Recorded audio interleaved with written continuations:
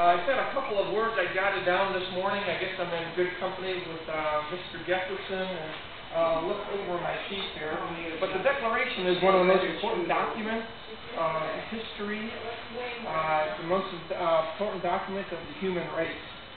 In it, the framers highlighted the major themes of government that people here and around the world today still strive to uphold and maintain. That basic human rights are from God, not from government. That government is just only when they derive their power from the consent that they will govern. That the role of government should be small and limited. The founders understood history and the transient nature of empires. When asked about our form of government, Benjamin Franklin replied, "We have given you a republic if you can keep it." That brings us to today, and part of why we are gathered here. To be educated, to be informed, so we may carry on and defend the core ideas of our founders. Our rights come from God, the government gets its authority from the people, and the best government is the least government. With that, let us once again read our Declaration of Independence. I know some of you might have received these today, so I invite you to at least read along with me. We are going to read it in its entirety. It'll take about 10 or 12 minutes.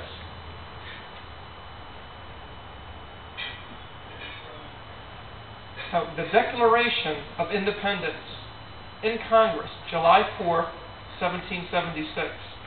The unanimous declaration of the 13 United States of America.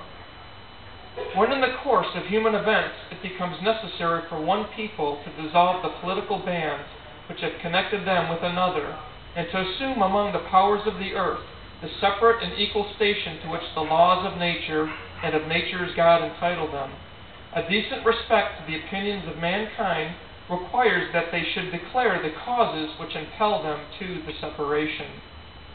We hold these truths to be self-evident, that all men are created equal, that they are endowed by their Creator with certain unalienable rights, that among these are life, liberty, and the pursuit of happiness.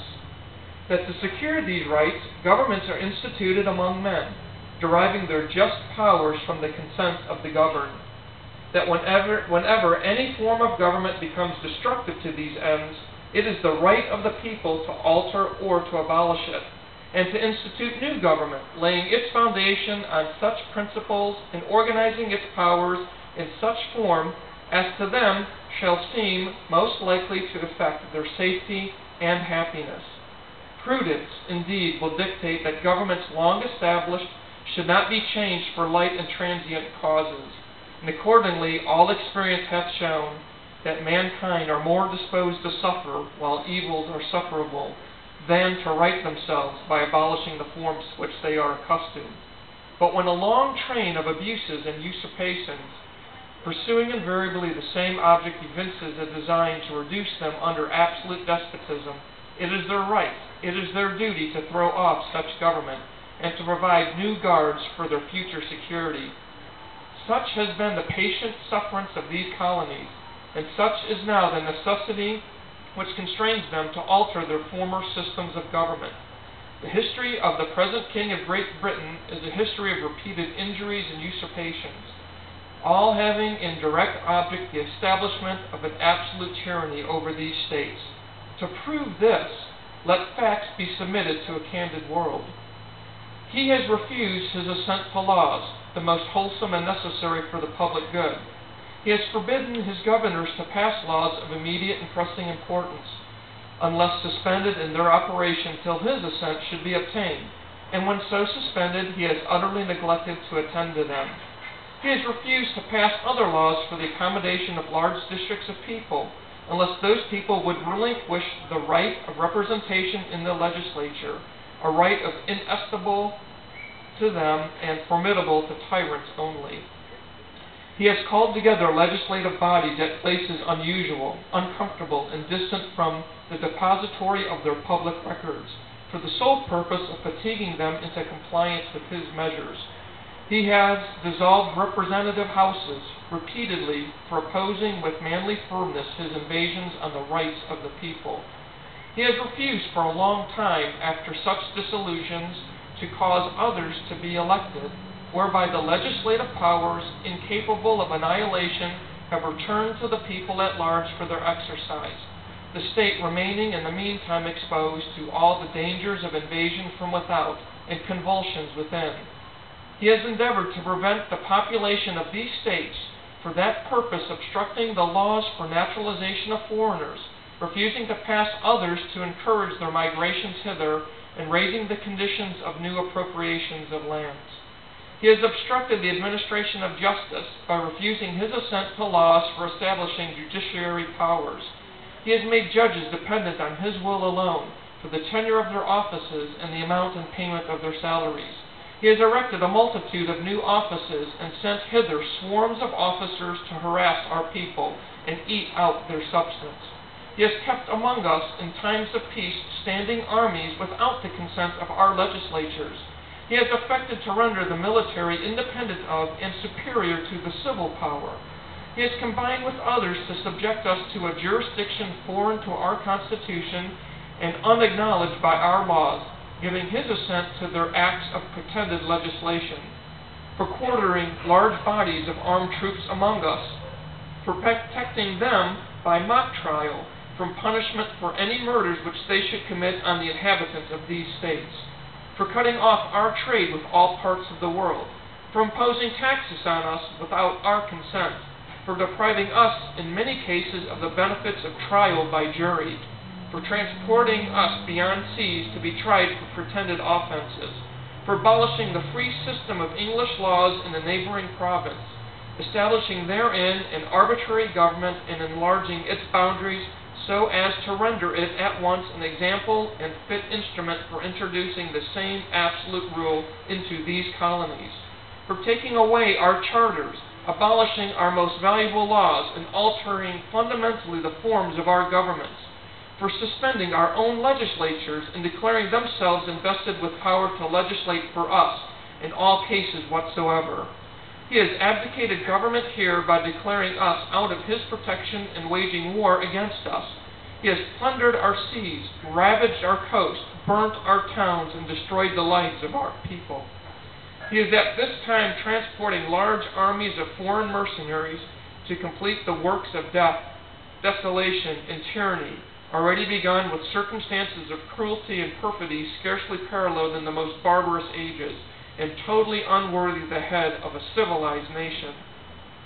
He has constrained our fellow citizens, taken captive on the high seas, to bear arms against their country, to become the executioners of their friends and brethren, or to fall themselves by their hands.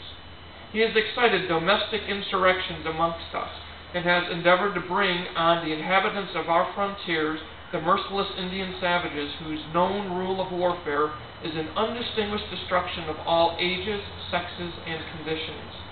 And in every stage of these oppressions we have petitioned for redress in the most humble terms. Our repeated petitions have been answered only by repeated injury.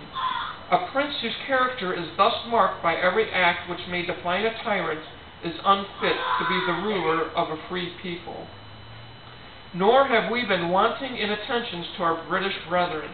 We have warned them from time to time of attempts by their legislature to extend an unwarrantable jurisdiction over us. We have reminded them of the circumstances of our emigration and settlement here.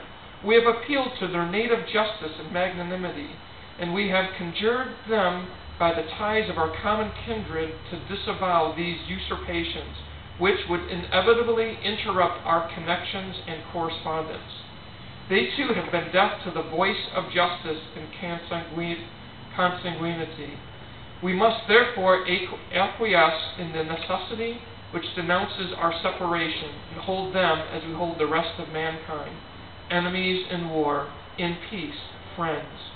We, therefore, the representatives of the United States of America in General Congress, assembled, appealing to the Supreme Judge of the world for the rectitude of our intentions, do, in the name and by the authority of the good people of these colonies, solemnly publish and declare that these united colonies are and of right ought to be free and independent states, that they are absolved from all allegiance to the British Crown, and that all political connection between them and the state of Great Britain is and ought to be totally dissolved, and that as free and independent states they have full power to levy war, conclude peace, contract alliances, establish commerce, and to do all other acts and things which independent states may of right do.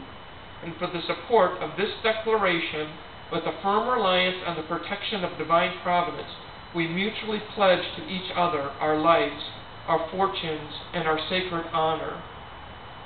Signed by representatives from the state of Connecticut: Samuel Huntington, Roger Sherman, William Williams, Oliver Wilcott. From the state of Delaware: Thomas McKean, George Reed, Caesar Rodney.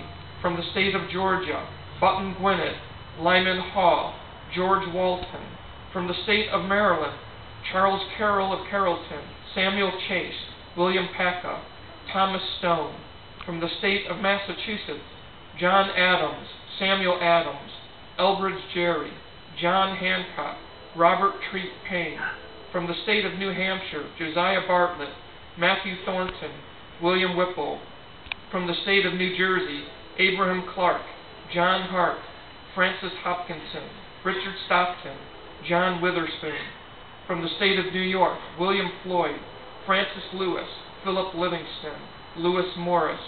From the state of North Carolina: Joseph Hughes, William Hooper, John Penn.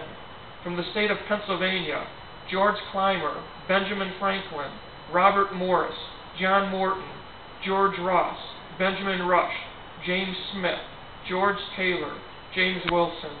From the state of Rhode Island: William Ellery, Stephen Hopkins. From the state of South Carolina: Thomas Hayward Jr., Thomas Lynch Jr., Arthur Middleton, Edward Rutledge. From the state of Virginia: Carter Braxton, Benjamin Harrison, Thomas Jefferson, Francis Lightfoot Lee, Richard Henry Lee, Thomas Nelson Jr., George White. Thank you.